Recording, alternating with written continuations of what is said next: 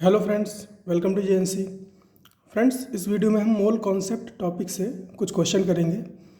तो first question जो हमारे पास है उसमें हमसे बोल रखा है the number of nitrogen atoms in 681 gram of C7H5N3O6 is x times 10 to power 21, then the value of x is. यहाँ पे हमें एवोगैड्रो नंबर का वैल्यू दे रखा है 6.022 इंटू 10 टू पावर 23। तो हमें C7H5N3O6 में है ना 681 ग्राम में नाइट्रोजन एटम्स कितने हैं ये बताना है। तो फ्रेंड्स, हमें पता है कि अगर कोई कंपाउंड AXBY दे रखा है तो नंबर ऑफ A एटम्स कितने होंगे इसमें x times number of molecules of AXBY, है ना। और ये थोड़ा सा अलग लग रहा होगा कॉन्सेप्ट, लेकिन ये एकदम बेसिक कॉन्सेप्ट है। इसमें क्या है, XA है ना, AXBY में XA हैं। तो अगर मुझे AXBY के एटम्स पता है तो उसको मैं X से मल्टीप्लाई कर दूं तो मुझे A के एटम्स मिल जाएंगे, क्योंकि एक AXBY में कितने हैं, AX हैं। तो उसको X से अगर मैं मल्टीप्लाई कर दूं तो मुझे A के एटम्स मिल जाएंगे। तो वही कॉन्सेप्ट हमें यूज़ करना है इसके लिए। तो नाइट्रोजन एटम्स कितने हो जाएंगे, इसमें नाइट्रोजन कितने हैं, 3 है। तो 3 से अगर मैं इसको मल्टीप्लाई कर दूं, है ना, इसके एटम्स मल्टीप्लाई कर दूं 3 से, तो मुझे नाइट्रोजन के एटम्स मिल जाएंगे। तो 3 into number of molecules of C7H5N3O6 इन 681 ग्राम, है ना, इन 681 ग्राम। तो 681 ग्राम में कितने मॉलिक्यूल्स होंगे C7H5N3O6 के। इसके मोलर मास से डिवाइड कर देता हूँ इसको, तो मिल जाएंगे। तो मोलर मास से डिवाइड करूँगा तो इसके मोल्स मिल जाएंगे, और मोल्स को एवोगैड्रो नंबर से मल्टीप्लाई कर दूंगा तो मॉलिक्यूल्स मिल जाएंगे। तो 3 into 681 divide by molar mass कितना होगा इसका। तो यहाँ पे C7 है, H5 है, N3 है और O6 है। कार्बन का कितना होता है मोलर मास, 12। तो 12 को 7 से गुणा कर दिया, प्लस हाइड्रोजन का 1 होता है तो 5 से मल्टीप्लाई कर दिया। नाइट्रोजन का 14 होता है तो 14 को 3 से मल्टीप्लाई कर दिया। ऑक्सीजन का 16 होता है तो 16 को 6 से मल्टीप्लाई कर दिया, है ना। तो यही यहाँ पर मैंने लिखा है 681 divide by 12 into 7, 5 into 1, 14 into 3 and 16 into 6। तो ये मेरे पास आ गया। तो ये जो 681 डिवाइड बाई मोलर मास है, ये क्या है, नंबर ऑफ मोल्स है ना, नंबर ऑफ मोल्स। और एक मोल में कितने एटम, कितने मॉलिक्यूल या फिर एटम होते हैं, 6.02 इंटू 10 टू पावर 23। तो इससे मल्टीप्लाई कर दिया। तो ये मुझे ये जो पूरा यहाँ पे मिल रहा है ना, ये क्या है, ये है number of molecules of C7H5N3O6, है ना। अब इसको मैं 3 से मल्टीप्लाई करूँगा तो मुझे नाइट्रोजन एटम मिल जाएंगे। तो इसको 3 से मल्टीप्लाई करेंगे, ये जो नीचे वाला लिखा हुआ है ना, मोलर मास, इसको आप ऐड करोगे तो आएगा 227, है ना, 227। तो क्या ये हो जाएगा 681 divide by 227 into 6.02 10 to power 23, है ना। तो ये कितना है 227 और ये कितना है 681। तो ये लगभग 3 बार में कट जाएगा, है ना, 3 बार में कट जाएगा। और ये कितना है 6, तो 6 त्रिक 18, और 18 को 3 से मल्टीप्लाई करेंगे तो कितना हो जाएगा 54, है ना, 54। तो ये 54 हो गया। और ये क्या रहेगा 10 to power 23 as it is रहेगा, 10 टू पावर 23। अब इसको अगर मैं कंप्लीट इंटीजर में बदलूँ तो क्या होगा, ये यहाँ से मुझे 2 पावर लेनी पड़ेगी, है ना, बोरो करनी पड़ेगी। तो ये 18 पूरा इंटीजर में बदल जाएगा। तो ये क्या बन जाएगा 5418 इंटू 10 टू पावर 21। तो यहाँ पर 10 टू पावर 21 और यहाँ पर 10 टू पावर 21। तो x की वैल्यू क्या हो गई 5418, x हो गया 5418। तो 5418 यहाँ पे x की वैल्यू हो गई। सेकेंड क्वेश्चन में हमसे पूछा है 2 elements A and B which form 0.15 moles of A2B and AB3 type compounds, है ना। 2 एलिमेंट्स हैं A और B जिनसे 0.15 मोल बनते हैं A2B और AB3 के। If A2B and AB3 way equally, है ना, अगर A2B और AB3 का वेट बराबर है तो एटॉमिक वेट कितना होगा ए का, ऐसा हमसे पूछा गया है, नहीं कितने टाइम्स होगा बी का। तो एटॉमिक वेट ए का कितने टाइम्स होगा एटॉमिक वेट बी के। तो फ्रेंड्स क्या होगा, अगर दोनों का वेट इक्वल है ना, अगर दोनों का वेट इक्वल है तो मॉलिक्यूलर वेट भी इक्वल होना पड़ेगा, है ना, मॉलिक्यूलर वेट भी इक्वल होना पड़ेगा। तो मॉलिक्यूलर वेट ऑफ A2B बराबर होगा मॉलिक्यूलर वेट ऑफ AB3 के। और मॉलिक्यूलर वेट कितना होगा इसका A2B का, 2 टाइम्स A, है ना, 2 टाइम्स A और B टाइम्स B का हो जाएगा, है ना। कुछ भी इसका हम मान सकते हैं, जैसे A2B लिखा हुआ है तो A का एटॉमिक वेट मैंने A मान लिया और B का एटॉमिक वेट मैंने B मान लिया, है ना। अगर यहाँ आपको सेम सेम नहीं लेना है तो स्मॉल a और स्मॉल b कर लो, तब भी कोई फ़र्क नहीं पड़ेगा। तो अगर A का एटॉमिक वेट A है ना, तो इसका A है और इसका एटॉमिक वेट B का B है, तो A2B का एटॉमिक वेट क्या हो जाएगा 2A प्लस B। इसी तरह से AB3 का क्या हो जाएगा A प्लस 3B, है ना। इसको अगर मैं साइड बाई साइड कैलकुलेट करूँगा तो मेरे पास क्या आ जाएगा A इक्वल टू 2B, है ना, A इक्वल टू 2B। तो A का एटॉमिक वेट कितना है, ट्वाइस ऑफ B, है ना, तो 2 टाइम्स, तो यहाँ पे कितना आ जाएगा 2 times of atomic weight of B। इसी तरह से अपने पास थर्ड क्वेश्चन है, haemoglobin contains 0.34% of iron by mass, है ना, आयरन बाई मास, इसको वेट बाई वेट भी बोलते हैं। तो haemoglobin contains 0.34% of iron by mass, the number of iron atoms in 3.3 gram of haemoglobin is, है ना। तो हमसे बोला गया है कि जो हीमोग्लोबिन है वो 0.34% आयरन कंटेन करता है ना, वेट बाई वेट, है ना, 0.34% weight by wait iron contain करता है। तो 3.3 ग्राम हीमोग्लोबिन में आयरन के कितने एटम होंगे, है ना। तो इसके लिए हमें पता होना चाहिए कि जो आयरन है वो हीमोग्लोबिन में कितना होता है ना, कुछ थोड़ा बहुत आइडिया तो होना चाहिए कि कितना फ्रैक्शन होता है। तो फ्रेंड्स ये क्वेश्चन बहुत बार पूछा गया है IIT में, है ना। तो इसके लिए आपको थोड़ा सा आइडिया होना चाहिए, जैसे आयरन कितना होता है और सल्फ़र कितना होता है, बस 2 चीज़ याद रखनी है, क्योंकि वो लंबा फार्मूला होता है हीमोग्लोबिन का। हीमोग्लोबिन का फार्मूला होता है C2952, है ना। C कितना होता है, कार्बन कितना होता है 2952, हाइड्रोजन होता है 4464, नाइट्रोजन होता है 3248, ऑक्सीजन होता है 812, सल्फर होता है 8 टाइम्स, है ना, और आयरन होता है 4। तो आयरन कितना है 4, आयरन कितना है 4 और सल्फर कितना है 8। ये सल्फर भी याद रखना, क्योंकि सल्फर का भी पूछा जा सकता है, क्योंकि नॉर्मल है ना, यहाँ पे 8 है यहाँ पे 4 है, तो ये भी पूछा जा सकता है। और ऑक्सीजन, नाइट्रोजन, हाइड्रोजन और कार्बन तो नहीं पूछा जाएगा, क्योंकि ये बहुत ज़्यादा होता है। तो आयरन कितना है 4 है ना, 4 है। तो नंबर ऑफ आयरन एटम कितने हैं, नंबर ऑफ आयरन एटम कितने होंगे, तो अगर मैं 4 को मल्टीप्लाई कर दूं नंबर ऑफ हीमोग्लोबिन मॉलिक्यूल से, है ना, अगर मैं 4 को मल्टीप्लाई कर दूं नंबर ऑफ हीमोग्लोबिन मॉलिक्यूल से, कैसे, जैसे यहाँ पर हमने नाइट्रोजन एटम निकाले थे, उसी तरह से यहाँ पे हम आयरन एटम के लिए लिख रहे हैं। तो iron atom 4 into number of haemoglobin, है ना, मॉलिक्यूल, यहाँ पे मॉलिक्यूल लिख देता हूँ मैं। हीमोग्लोबिन के मॉलिक्यूल जितने भी हैं, अगर उसको मैं 4 से मल्टीप्लाई कर दूँ तो नंबर ऑफ आयरन एटम मिल जाएंगे, क्योंकि एक मॉलिक्यूल में कितना है आयरन 4 है।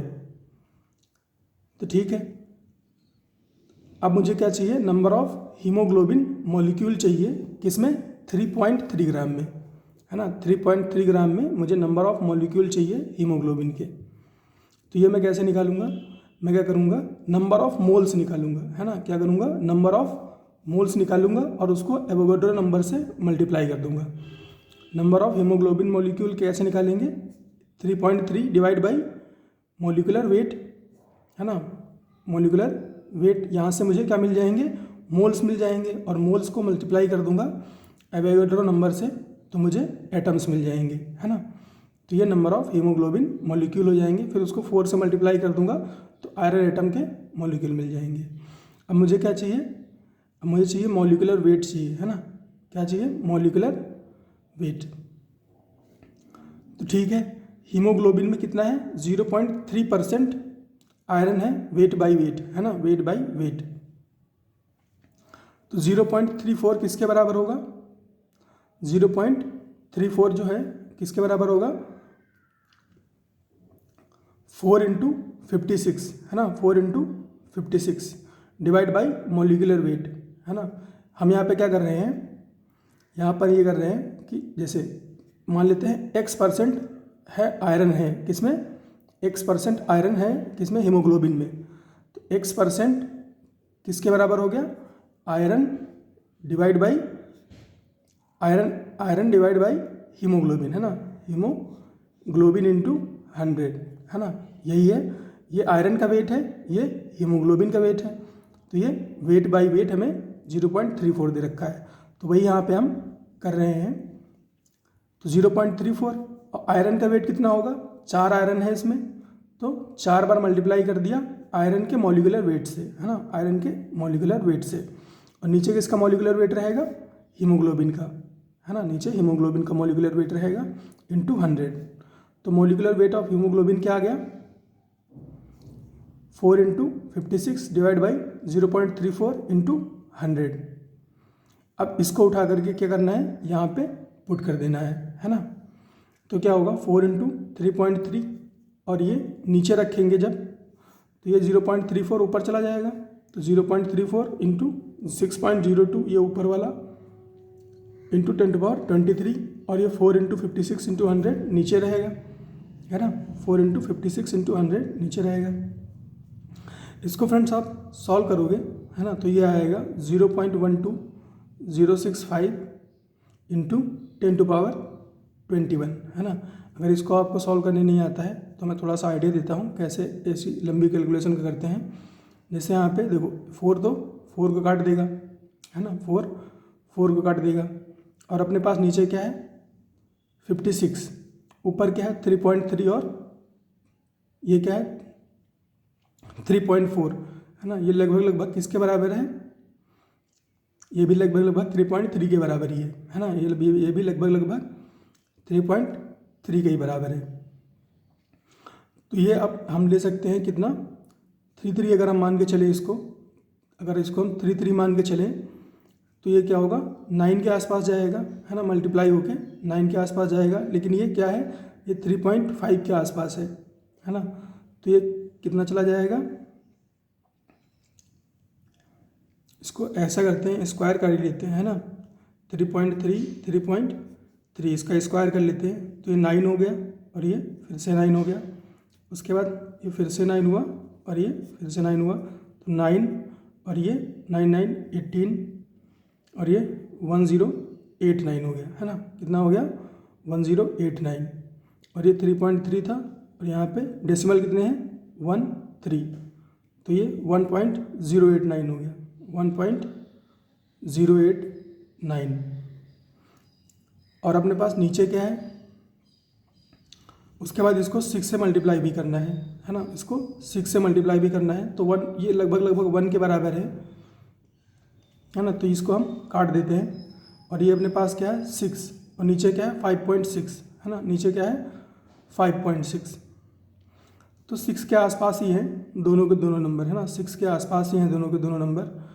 तो मैं क्या करता हूँ, इसको भी काट देता हूँ। तो मेरे पास क्या आएगा? जो भी आएगा 1 के आसपास आना चाहिए आंसर, है ना, जो भी आएगा 1 के आसपास आना चाहिए। और ये 100 है, ऊपर जाएगा, है ना, तो ये 21 कर देगा इस 23 को, है ना। तो 1 इंटू 10⁻21 के आसपास आंसर आना चाहिए। और एक्चुअल आंसर कितना आ रहा है? 1.21 इंटू 10⁻21। तो आपको 4 ऑप्शन में मैच कराने में बिल्कुल भी प्रॉब्लम नहीं होगी, है ना, 4 ऑप्शन में मैच कराने के लिए। क्योंकि जब भी कैलकुलेशन लंबी होती है तो ऑप्शन जो होते हैं वो काफ़ी दूर दूर दिए जाते हैं। तो इस तरह से आप लंबी कैलकुलेशन को भी कर सकते हैं अप्रोक्सीमेशन से। लंबी कैलकुलेशन हमेशा अप्रोक्सीमेशन से ही करनी चाहिए। तो ये हमारे पास 3 क्वेश्चन थे, अभी कुछ क्वेश्चन और हैं इस वीडियो में। तो नेक्स्ट क्वेश्चन जो हमारे पास है उसमें हमसे बोला जा रहा है a protein A contains 0.3% of glycine, है ना, 0.3% ऑफ ग्लाइसिन। एक प्रोटीन है जिसमें 0.3% ग्लाइसिन है, जिसका मॉलिक्यूलर वेट कितना है? 75। The minimum molar mass of the protein A is, molar mass कितना होगा प्रोटीन ए का। तो जैसे अभी हमने पीछे वाले क्वेश्चन में कैलकुलेट किया था, है ना, मॉलिक्यूलर वेट ऑफ हीमोग्लोबिन, वैसे ही हमें यहाँ पे molecular weight of protein content मतलब कैलकुलेट करना है। तो क्या होगा, हमें 0.3% दे रखा है ना ग्लाइसिन, तो 0.3% किसके बराबर हो जाएगा, ये ऊपर हम मॉलिक्यूलर वेट डाल देंगे ग्लाइसिन का और नीचे molecular weight of total protein का इंटू 100 कर देंगे। तो हमें यहाँ से क्या मिल जाएगा, मॉलिक्यूलर वेट मिल जाएगा। और ये कितना आएगा मॉलिक्यूलर वेट, इस 0.3 को नीचे ले आओ, है ना, 0.3 को नीचे ले आओ तो कितना हो जाएगा, ये 0.3 नीचे आएगा, ये पॉइंट हटाएंगे, है ना, पॉइंट हटाएंगे एक बार के लिए पॉइंट हटाएंगे तो ये 1000 हो जाएगा। ये 3 है ना, और ये 3 75 को 25 टाइम्स में काट देगा तो ये क्या हो जाएगा 25,000। तो मॉलिक्यूलर वेट कितना आ जाएगा 25,000 या फिर 25 × 10⁻³ ग्राम पर मोल इनवर्स। तो यहाँ पे मैं इंटू 10⁻³ पूछा था तो क्या हो जाएगा आंसर 25। अब नेक्स्ट क्वेश्चन में क्या है, 116 gram of a substance upon dissociation reaction yields 7.5 gram of hydrogen, 60 gram of oxygen and 48 gram of carbon. Given that atomic mass of HO and C are 116 and 12 respectively, identify the substance. तो हमें hydrogen, oxygen और carbon का atomic mass दे रखा है और एक substance दे रखा है 116 ग्राम, है ना, 116 ग्राम सब्सटेंस दे रखा है ना, जिसका डिसोसिएशन होता है तो 7.5 ग्राम हाइड्रोजन बनता है और 16 ग्राम ऑक्सीजन और 48.5 ग्राम कार्बन बनता है। ठीक है, तो हाइड्रोजन 7.5 ग्राम, ऑक्सीजन 60 ग्राम और कार्बन 48.5 ग्राम। तो मोल चेक कर लेते हैं कितने हैं इसके। तो मोल कितने होंगे 7.5 ग्राम में, 1 से डिवाइड करेंगे, है ना, मॉलिक्यूलर वेट से डिवाइड करेंगे तो मोल्स पता चलेंगे। तो मोल्स कितने आएंगे 7.5 से डिवाइड करने पे 7.5 और 60 को 16 से डिवाइड करेंगे, है ना, ऑक्सीजन के वेट को ऑक्सीजन के मॉलिक्यूलर वेट से डिवाइड करेंगे तो कितना आएगा 60/16 आएगा 3.75, है ना, 3.75। इसी तरह से 48.5 को डिवाइड करेंगे 12 से तो आएगा 4.04, है ना, 4.04। तो फ्रेंड्स अब हमें इनको क्या करना पड़ेगा, क्योंकि हमें क्या चाहिए एम्पिरिकल फार्मूला चाहिए, एम्पिरिकल फार्मूला निकालेंगे फिर हम मॉलिक्यूलर फार्मूला निकालेंगे। तो एम्पिरिकल फार्मूला निकालने के लिए हमें क्या चाहिए, होल नंबर चाहिए, है ना। हमारे पास क्या है यहाँ पे 7.5 है, 3.75 है और 4.041 है। तो किसी एक को तो इंटीजर बनाना ही पड़ेगा, है ना, किसी एक को तो इंटीजर बनाना ही पड़ेगा। तो फ्रेंड्स हम क्या किससे डिवाइड करें, अगर देखो अगर यहाँ मैं 7.5 से सबको डिवाइड करता हूँ, है ना, तो ये फिर से फ्रैक्शन में रह जाएगा और ये भी फ्रैक्शन में बदल जाएगा। अभी ये इंटीजर है, अभी ये, है ना, नियर इंटीजर है। और अगर मैं 3.75 से डिवाइड करता हूँ तो ये होल इंटीजर बन जाएगा, है ना, ये होल इंटीजर बन जाएगा, ये 2 बन जाएगा, ये 1 बन जाएगा और ये 4.044 है, 3.75 से डिवाइड करेंगे तो ये 1 बन जाएगा। तो बेटर है हम 3.75 से डिवाइड करें, है ना, ये आपको ऐसे करके चेक करना पड़ेगा। और अगर मैं 4 से डिवाइड करता तो ये फ्रैक्शन में चला जाता और ये भी फ्रैक्शन में चला जाता। तो 3.75 जो है वो हमारे पास बेस्ट चॉइस है। तो डिवाइड किया तो अपने पास ये 2 आया, ये 1 आया और ये 1.07 आया, तो इसको भी हम 1 मान लेंगे। तो हाइड्रोजन कितना होगा, है ना, 2 होगा, ऑक्सीजन 1 होगा और कार्बन भी 1 होगा, है ना, कार्बन भी 1 होगा।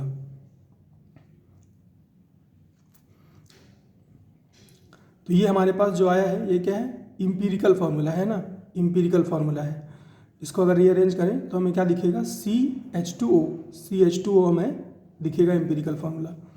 तो हमारे पास CH2O तो इसमें कोई नहीं दे रखा है, लेकिन अगर मैं मॉलिक्यूलर फार्मूला अगर बनाना चाहूँ तो क्या बन सकता है इस CH2O से।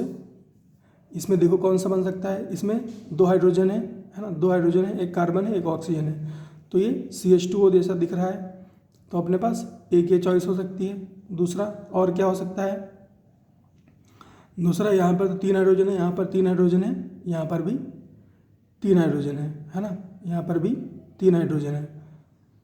तो हमारे पास एक ही चॉइस है यहाँ पे, है ना। जो फर्स्ट चॉइस है वो क्या है, CH2 यानी कि HCHO, है ना। इसके अलावा और क्या हो सकता है,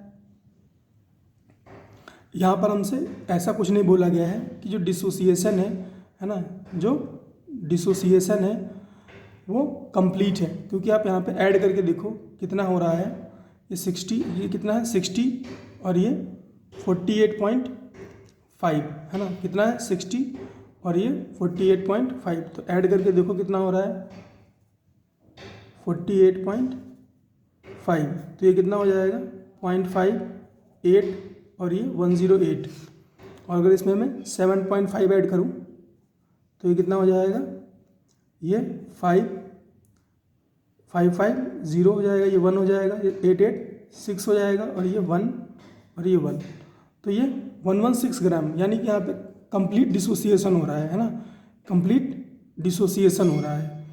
तो कंप्लीट डिसोसिएशन हो रहा है तो क्या होगा कि जो हमारे पास इम्पीरिकल फार्मूला आया है ना, जो इम्पीरिकल फार्मूला आया है वही मॉलिक्यूलर फार्मूला होगा, है ना।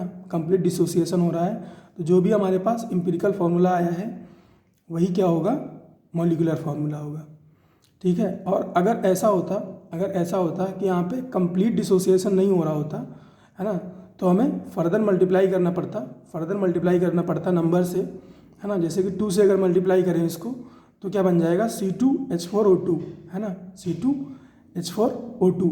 अगर C2H4O2 बनता तो हमारे पास एक ऑप्शन और आता, है ना, कौन सा, CH3COOH, है ना, CH3COOH, और वो भी हमें देखो यहाँ पे फर्स्ट ऑप्शन में दे रखा है ना, फर्स्ट ऑप्शन में दे रखा है।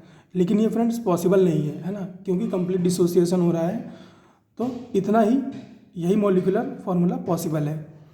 तो इसका आंसर हो जाएगा थर्ड ऑप्शन, है ना, HCHO। अब नेक्स्ट क्वेश्चन हमारे पास क्या है, 100 gram of an ideal gas is kept in cylinder of 416, है ना, 416 litre volume at 27 degree Celsius, 416 litre volume के साथ 27 डिग्री सेल्सियस पर रखी हुई है, under 1.5 bar pressure, under 1.5 bar pressure. The molar mass of the gas is, है ना, the molar mass of gas is, molar mass कितना होगा ऐसा हमसे पूछा गया है। तो फ्रेंड्स यहाँ पे हमारे पास क्या है, वॉल्यूम है, टेम्परेचर है और प्रेशर है ना, वॉल्यूम है, टेम्परेचर है, प्रेशर है। तो हम क्या निकाल सकते हैं, हम मोल्स निकाल सकते हैं, है ना, क्योंकि हमें पता है क्या होता है मोल, क्या होता है PV/RT, है ना। हमें P पता है, V पता है, T पता है और R भी पता होता है ना, बाय डिफ़ॉल्ट हमें R पता होता है, तो हम मोल्स निकाल सकते हैं। तो मोल्स क्या हो जाएंगे, मोल्स के लिए हम वैल्यूज पुट कर लेते हैं इसमें। प्रेशर कितना दे रखा है, प्रेशर कितना है 1.5 बार, 1.5 बार, वॉल्यूम कितना है 416 लीटर, 416, और टेम्परेचर 27 है ना, 27 डिग्री टेम्परेचर कितना होता है 300 केल्विन के बराबर होता है ना, 273 ऐड करेंगे तो 300 हो जाएगा। तो टेम्परेचर कितना है 300 और गैस कांस्टेंट कितना है 0.083 दे रखा है यहाँ पे 083। अब ये किससे मल्टीप्लाई होगा, ये 100 से मल्टीप्लाई होगा तो ये क्या बन जाएगा 8.3 बन जाएगा, है ना, क्या बन जाएगा 8.3। फिर इसका पॉइंट और इसका पॉइंट हट जाएगा, ठीक है। तो ये क्या बन जाएगा 15 × 416 और 3 × 83, है ना, 3 × 83। तो अगर मैं इसको मल्टीप्लाई करूँ तो ये क्या हो जाएगा 15,416 और ये 3 × 83, ये क्या बन जाएगा 24, है ना, 240 बन जाएगा, करीब करीब 240 बन जाएगा।